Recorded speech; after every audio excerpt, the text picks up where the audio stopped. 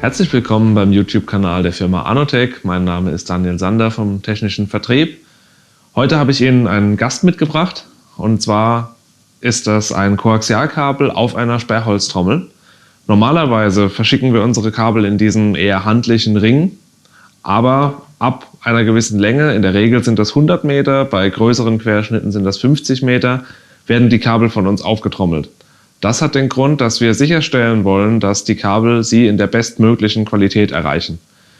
Sollten Sie es nicht wünschen, dass das Kabel auf eine solche Trommel aufgetrommelt wird, ist es auch möglich, dass Sie mehrere kürzere Zuschnitte, die unter dieser Grenze liegen, bestellen.